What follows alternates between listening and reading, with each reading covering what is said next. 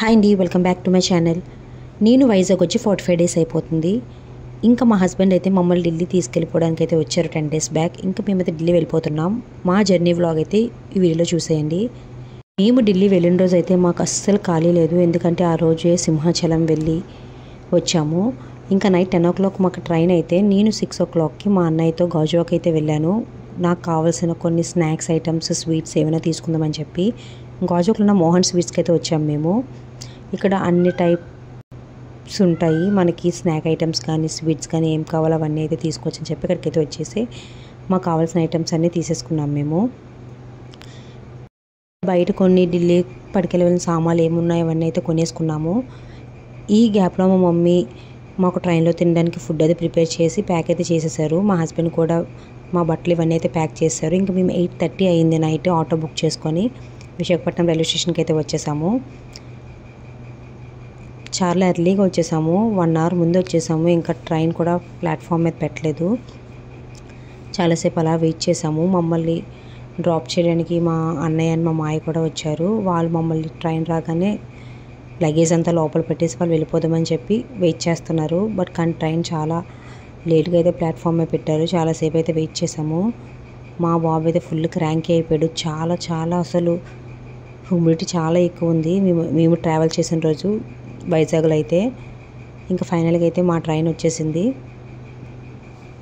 ఇంకా లగేజ్ అంతా లోపల పెట్టేశారు. మా అన్నయ్య మా మాయ వాళ్ళందరూ హెల్ప్ చేస్తే పెట్టేశారు. ఇంకా లోపల పెట్టేసి వాళ్ళైతే ఇంకా వెళ్ళిపోయారు. ఇంకా లోపలికి వెళ్ళాక కొంచెం మా యోక్షి అయితే ఆడుతున్నాడు, ఎందుకంటే బయట చాలా హ్యూమిడిటీ ఉంది. దట్టు నేను ఫుల్ స్లీవ్స్ వేసాను వాడికి బట్టలు, అసలు చాలా ఉక్కబెట్టేసింది అనుకుంటా, చాలా ఏడ్చేశాడు. ఇంకా లోపల కాసేపు కూర్చున్న తర్వాత మా హస్బెండ్కి అయితే కాల్ వచ్చింది, అంటే బయటికి రమ్మని చెప్పి. వాళ్ళ ఫ్రెండ్ అయితే వచ్చాడు, బెస్టీ. అసలు రానని చెప్పాడు, అన్నయ్య డ్యూటీ ఉందని చెప్పి. తన పోలీసు వైజాగ్లోనే, బట్ కానీ మా హస్బెండ్ వెళ్ళిపోతున్నారని చెప్పి సెండ్ ఆఫ్ ఇవ్వడానికి పర్మిషన్ తీసుకొని పాపం చాలా ఫాస్ట్గా వచ్చారంట. ఏదో చిన్న దెబ్బ తగ్గిందని కూడా చూపిస్తున్నాడు. వీళ్ళ మధ్య బాండింగ్ నిజంగా ఎంత ప్యూర్గా ఉంటుందో, మంచి ఫ్రెండ్స్, ఓన్ బ్రదర్స్లా ఉంటారు. మాకు ఏ ప్రాబ్లం వచ్చినా అన్నయ్య అయితే హెల్ప్ చేయడానికి అయితే ఫస్ట్ ఉంటాడు. ఇంకా ఈ అన్నయ్య వచ్చిన తర్వాత అయితే ఇంకా కొంతమంది ఫ్రెండ్స్ మా హస్బెండ్కి సెండ్ ఆఫ్ ఇద్దామని చెప్పి అయితే వచ్చారు. ఇంకా వీళ్ళందరూ ఒక దగ్గరికి వచ్చారు కదా, ఇంకా మా హస్బెండ్ దూరంగా వెళ్ళిపోతున్నాడు కదా అని చెప్పి ఒక రీల్ తీద్దామని చెప్పి ఆ వాసని అన్నారు. అనగానే వీళ్ళందరూ ఆ రీలే తీస్తున్నారు. ఆ రీల్ తీయడానికి ఎన్ని కష్టాలు పడుతున్నారో అవన్నీ బ్లాపర్స్ నేను తీశాను. చాలా టేక్స్ అవన్నీ తీసిన తర్వాత ఏదో అలా అయితే రీల్ వచ్చింది. ఇంకా మా ట్రైన్ అయితే 10 అయిపోయింది, ట్రైన్ స్టార్ట్ అయిపోతుందని మేము అయితే లోపలికి వెళ్ళిపోయాము. వాళ్ళు మాకు బాయ్ చెప్పేసి వెళ్ళిపోయారు.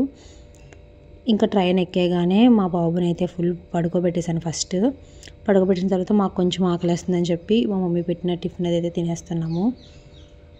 ఇంకా టిఫిన్ చేసాక కొంచెం స్వీట్ కూడా తిన్నాము ఇద్దరం కలిపి. తిని ఇంకా మా హస్బెండ్ అయితే కాల్ వస్తే కాల్ మాట్లాడుతున్నారు. నేనేమో ఇంకా అలా కూర్చున్నాను, ఏదో చాలా లోన్లీ ఫీలింగ్. వెళ్ళిపోతున్నాను, లీవ్కి వచ్చినప్పుడు చాలా హ్యాపీగా వస్తాను, ఇంకా వెళ్ళిపోతుంటే హార్ట్ అంతా వెయిట్ అయిపోయి ఏదో బాధగా అనిపిస్తుంది. అక్కడికి వెళ్ళిన తర్వాత 2-3 days తర్వాత మళ్ళీ నార్మల్ అయిపోతాను. బట్ కానీ ఇదే వెళ్ళేటప్పుడు అయితే ఖచ్చితంగా అయితే బాధ ఉంటుంది, ఫ్యామిలీ అంతా వదిలేసి వెళ్ళిపోతానని చెప్పి. ఇంకా ఎర్లీ మార్నింగ్ 6 o'clock మా హస్బెండ్ అయితే లేచేసి వీడియో తీస్తున్నారు, తను టీ తాగుతున్నారు. మా బాబు నేనైతే ఇంకా పడుకొనే ఉన్నాము. నైట్ అంతా అసలు నేను సరిగ్గా పడుకోలేదు, ఎందుకంటే ఫస్ట్ టైం బాబు ట్రైన్ జర్నీ చేస్తున్నాడు. చిన్న సౌండ్ వచ్చినా సరే నాకు భయం వేసి నేను లేచి వాడిని పడుకునేదాన్ని, ఎందుకంటే ఎవరైనా తీసుకెళ్ళిపోతారేమో భయంతో. ఇంకా అలాగే నా నిద్ర బాగా అవ్వలేదు. సో అందుకే నేను చాలా లేట్గా లేచాను, నాకన్నా ముందు మా బాబు లేచాడు. ఇంకా నేను లేచేసరికి టైం 8 అయితే అయిపోయింది. ఇంకా 8 అయిపోయిన తర్వాత కొంచెం అలా విండో పక్కన కూర్చొని బయటికి చూస్తున్నాను. మేము అప్పటికి తెలంగాణ వచ్చేసాము. తెలంగాణ పొలాలు అవన్నీ చూసుకుంటూ అలా మంచిగా అలా అయితే కూర్చొని కొంచెం రిలాక్స్ అయ్యాను. ఇంకా అలా రిలాక్స్ అయిన తర్వాత ఇంకా బ్రషింగ్ ఇవన్నీ చేసేసుకున్నాము. ఇంకా టిఫిన్ టైం అవుతుందని చెప్పి మాకు ఆపోజిట్లో ఉన్న బెడ్ అతనైతే ఈ బుక్ తెచ్చారు, ద పవర్ ఆఫ్ హ్యాబిట్ అని చెప్పి, అదే మీకు చూపిస్తున్నాను ఇక్కడ. అతను అది చదువుతూనే ఉన్నారు రోజంతా ట్రావెలింగ్ అయినంత వరకు. ఇంకా తర్వాత మా మమ్మీ పెట్టిన చపాతీ అండ్ టమాటో చట్నీ అయితే తినేసాము మా బ్రేక్ఫాస్ట్లోకి. ఇంకా బ్రేక్ఫాస్ట్ అంతా అయిపోయిన తర్వాత కాసేపు ఆడుకొని మా బాబు అయితే కొంచెం నాప్ వేసాడు, 1 hour అలా పడుకున్నాడు. ఇంకా వాడు పడుకొని లేచేసి నేను కూడా పడుకొని లేచాను. అప్పుడైతే టైం ఇంకా 3 అయిపోయింది. మేము మహారాష్ట్ర అలా వచ్చేసాము. అక్కడ మా హస్బెండ్ అయితే టీ తీసుకుని పార్లేజీ బిస్కెట్స్ అయితే మా కోసం తెచ్చారు. ఇంకా మా బాబుకి అప్పుడైతే గ్రేప్స్ ఇవన్నీ స్నాక్స్ తినిపిస్తున్నాం. ఇంకా ట్రైన్లో జర్నీ చేసామంటే ఏంటి చెప్పండి, తినడం, పడుకోవడం, మా బాబుని చూసుకోవడం, అంతే. ఇదే మా రొటీన్ ఇంకా రోజంతా. వాళ్ళ డాడీ ఇంకా యోక్షిని ఫుల్ ఆడిస్తున్నాడు. ఎలా నవ్వుతున్నాడో చూడండి యోక్షి. నీకు కక్కబు వాడదమ్మా, కక్కబువా నేను చెయ్యదమ్మా, కక్కబు వాడుతుందా చెప్పు. చారు, పప్పు, కక్క,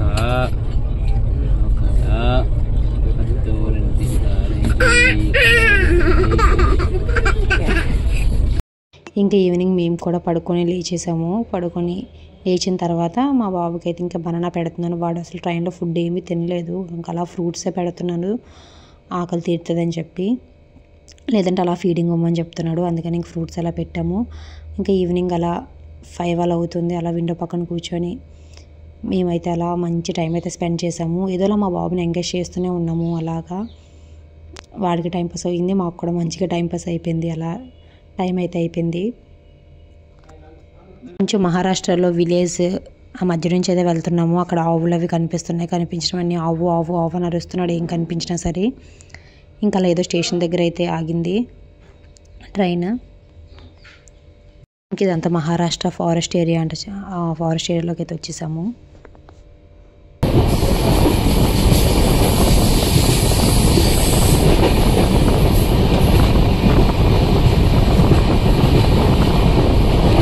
మా పక్క బెడ్లోనే తెలుగు ఫ్యామిలీ అయితే ఒక ఉన్నారు. ఆ పాపతో అయితే ఫుల్గా ఆడుకున్నాడు మా యోక్షి.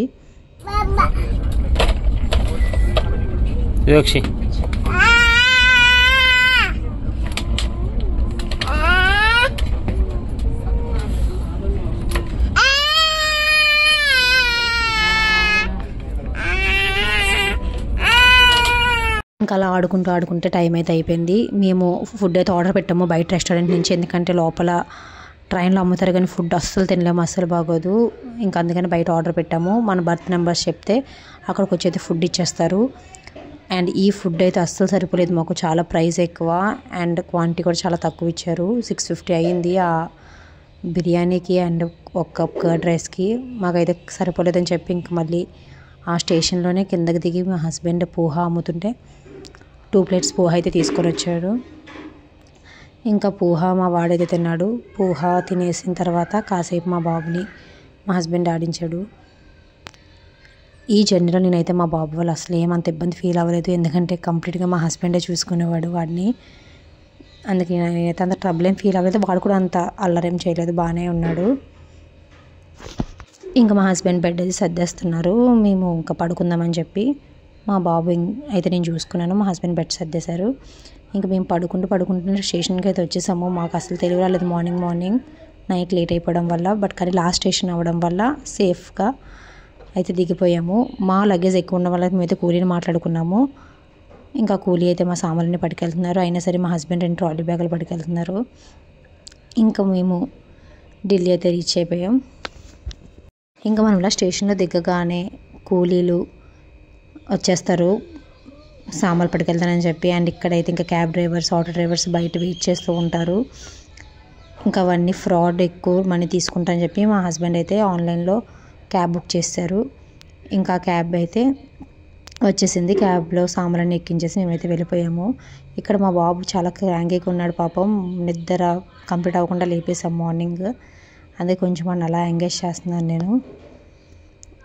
కొంచెంసేపటికి అలా ఎంగేజ్ చేసా. కొంచెం అయితే నవ్వాడు. ఇంకా క్లైమేట్ అయితే ఢిల్లీలో ఎంత బాగుంది అంటే, అప్పుడు వర్షాలు పడుతున్నాయంట, చాలా బాగుంది క్లైమేట్. వైజాగ్లో ఎంత హ్యూమిడిటీ ఉందో ఇక్కడికి వచ్చాక అంత బాగుంది క్లైమేట్ అయితే. కానీ ఏదో బాధగా అనిపిస్తుంది. అంటే అన్ని డేస్ ఫ్యామిలీతో స్పెండ్ చేసి వచ్చేసరికి చాలా బాధగా అనిపిస్తుంది. ఒక 3-4 డేస్ అయితే ఇంకా అలాగే ఉంటుంది. తర్వాత ఇంకా అలా అలవాటు అయిపోద్ది నాకు కూడా. స్టార్టింగ్ నుంచి అంతే, ఇంకా అలవాటు చేసుకోవడమే తప్పదు.